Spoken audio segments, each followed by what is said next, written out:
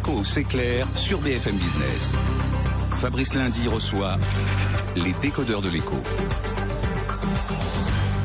Oui, la question du droit du travail, la réglementation donc, qui peut empoisonner la vie de patrons, de petites entreprises, de grandes entreprises, de très petites entreprises. Tiens, on est parti, vous savez, du cas de ce boulanger de la région de Dax qui ne peut plus ouvrir 7 jours sur 7 pour vendre du pain. Parce qu'il y a un arrêté préfectoral qu'il faut respecter, bien entendu, qui l'empêche, voilà, au nom du respect de la concurrence pour les autres boulangers de sa région. On continue à en parler, notamment avec la ministre Carole Delga en charge du commerce, de l'artisanat et de la consommation. Et puis Frédéric Griveaux, vous êtes vice-président de la CGPME. Question, remarque, réflexion peut-être à Carole Delga qui se trouve en face de vous. Si vous me permettez, madame, puis-je vous poser une question au titre des marchés publics? Il y a eu un très grand effort de fait pour l'accession aux marchés publics pour les PME.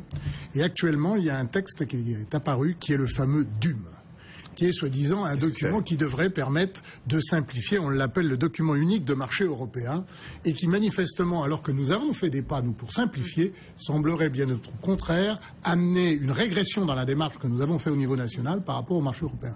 Comme l'Europe s'impose très souvent à nous, comment allez-vous faire pour garder cette simplification que vous avez amenée face à un tel document ? Non, nous avons en effet amené une simplification dans le marché public, dans les documents, et le document donc, qui est issu du travail européen que vous avez évoqué, il est complexe. Nous n'allons pas le prendre tel quel en France. Je tiens sur cela à rassurer les entreprises, et tout particulièrement les petites entreprises. Ce que nous voulons, c'est faciliter l'accès des petites entreprises à la commande publique. Donc nous resterons sur le travail que nous menons depuis 6 mois, sachant qu'il y a encore des procédures à simplifier sur le code des marchés publics, à le rendre plus compréhensible. Donc il n'est pas question de complexifier de nouveau. Ouais, ne pas complexifier, vous nous dit Carole Delga. J'ai Alain qui est téléspectateur, qui réagit en même temps, voilà, que vous preniez la parole. Il nous dit, voilà, parlons de la simplification évoquée par Madame la ministre, je le corrige, c'est la ministre. Combien de règles nouvelles pour une règle simplifiée? Est-ce que ça, on a réussi à le quantifier ou pas?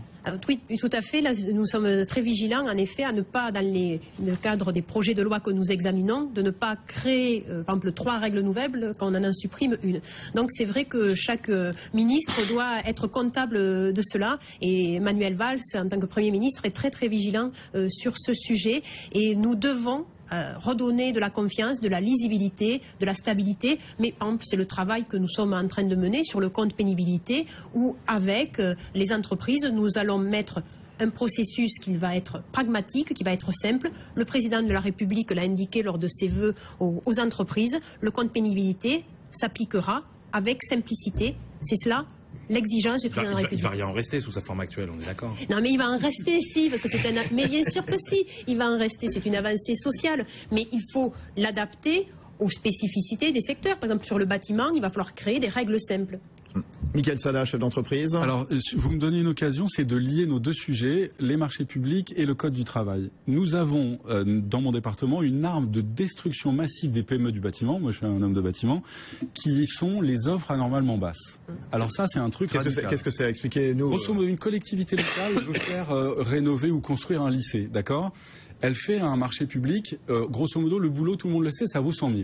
D'accord? Donc les entreprises locales candidatent, un 105, l'autre 95. Et il y a une boîte qui arrive et qui dit moi je le fais pour 60. Quand on regarde les comptes, n'importe quel patron de PME, il sait que la raison pour laquelle il arrive à le faire pour 60, c'est qu'il paye ses charges sociales pas à Montreuil comme moi, à l'URSSAF, il les paye à Bucarest ou à Sofia parce qu'il recourt à du travail détaché. Donc aujourd'hui, des collectivités locales en connaissance de cause, parce qu'elles n'ont plus de sous, attribuent des marchés à des prix dont on sait qu'ils sont impossibles pour des entreprises locales françaises qui emploient des gens locaux, voilà. Et ça lamine un secteur de l'économie qui a une fonction vitale, c'est celle de l'insertion des jeunes qui ne sont pas ingénieurs, informaticiens ou cardiologues sur le marché du travail. Donc là, on a les effets pervers combinés des marchés publics compliqués pour nous, et du code du travail qui fait qu'on est pieds et poings liés face à une concurrence qui est totalement déloyale. Et ça, c'est un destructeur d'emplois, c'est l'arme de destruction massive. Alors, face à ces arguments sur la concurrence déloyale, c'est un sujet que nous avons pris en compte, tout particulièrement dans le secteur du bâtiment. Et dans la loi Macron, il y a une disposition qui prévoit une carte professionnelle pour tous les salariés du secteur du bâtiment, qui va permettre des contrôles qui seront à ce moment-là simples, qui permettront justement de lutter contre cette concurrence déloyale. Nous avons aussi pris la décision de mobiliser encore plus d'agents pour ce type de contrôle, y compris les week-ends, parce que nous savons que c'est là qu'il y a de nombreuses irrégularités. Et concernant l'aspect du choix, il faut rappeler que dans le code des marchés publics, puisqu'il y a un code là aussi, c'est le mieux-disant. Ce n'est pas le moins-disant. C'est-à-dire que quand on est un pouvoir adjudicateur, c'est-à-dire qu'on est décisionnaire dans une collectivité locale, il faut savoir choisir le meilleur rapport qualité-prix. J'ai été maire de mon village, j'ai toujours été attentive à prendre le mieux-disant, parce qu'en prenant le moins-disant, nous savons qu'au cours du chantier, il va y avoir des avenants, et c'est-à-dire que nous ne maîtrisons pas la dépense publique. Donc là aussi, c'est une éducation à mener, et avec l'ensemble des associations d'élus locaux, nous expliquons que nous devons être très fermes sur le mieux-disant, et sur le secteur du bâtiment, nous devons en effet donner encore plus des moyens, la carte professionnelle des bâtiments. Nous avons aussi majoré les sanctions qui seront données, y compris pour les maîtres d'ouvrage qui acceptent d'avoir des entreprises qui utilisent des travailleurs en situation illégale. Donc nous avons mis un arsenal juridique qui va permettre de stopper ces pratiques qui sont parfaitement illégales et déloyale. Alors, avant qu'on conclue dans vos filets, ceux de la DGCCRF, Carole Delga, des tromperies décelées dans le petit monde du voyage en ligne. Qu'est-ce qui s'est passé ?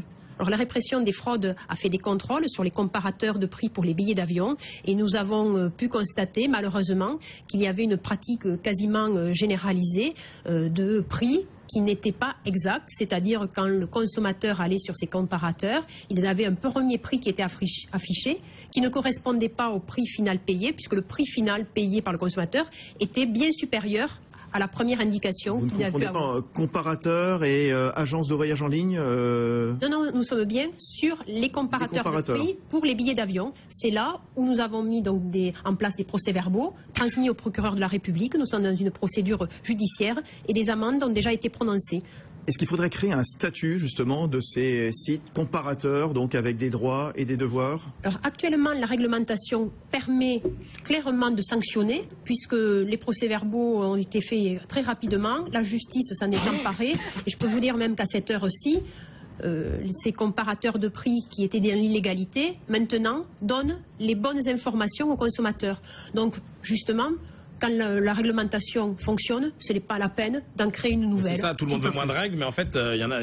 Fabrice est le premier à les réclamer, alors il en veut moins. C'est le gouvernement qui dit que... Je les réclame de mon cœur, Emmanuel Le Chypre.